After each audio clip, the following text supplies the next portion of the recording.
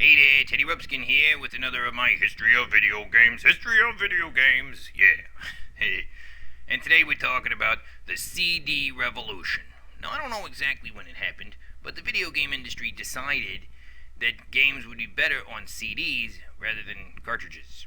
So, on was the CD revolution in about the mid-90s. Now, the TurboGrafx 16, the Jaguar, and the Genesis all had CD attachments, which would, make your turbo power your fucking system with CD power. But it really was a lot more hype than it was actual goodness. I got the Sega CD, and frankly, I think it fucking sucked. They had a couple nice games on there, like Eco the Dolphin CD was pretty cool, and the fucking Sonic CD was alright, but they weren't really light speed jumps into the fucking future.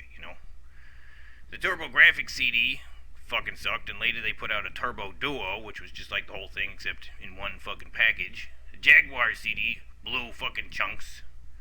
And really the Sega CD sucked. And then a little while after that they came out with a 32X. And then a little while after that they came out with a CDX.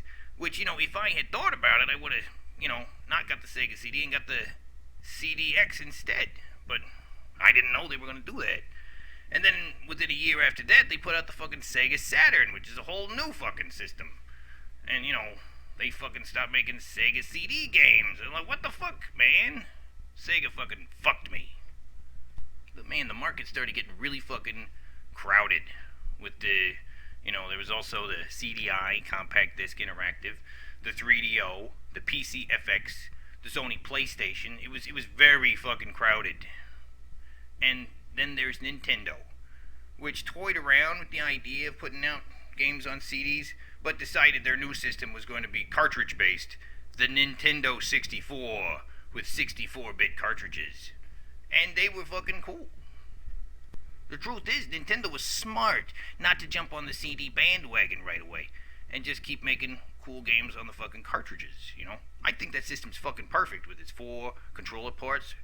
You get fucking, color-coded controllers. Fucking 4-player games like Super Mario Kart 64 were fucking awesome. And GoldenEye, that game was fucking awesome with 4 players. Bitchin'. All the other CD systems had major problems with fucking loading times and please wait and loading. It was fucking really annoying. Right, the Compact Disc Interactive was probably the biggest turd of the fucking bunch.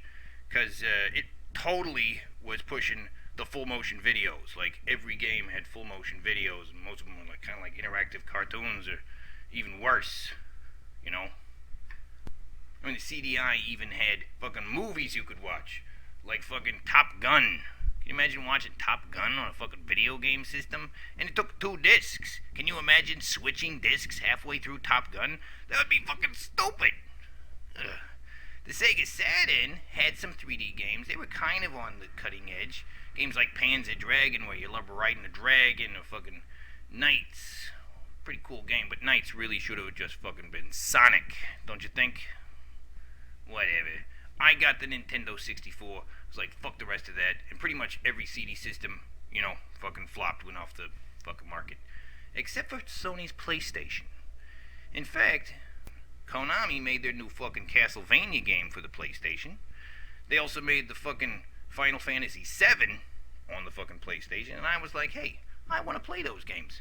But I got the 64, And after a while, I liked the fucking Zelda game, was fucking awesome, Fucking Mario 64 was great.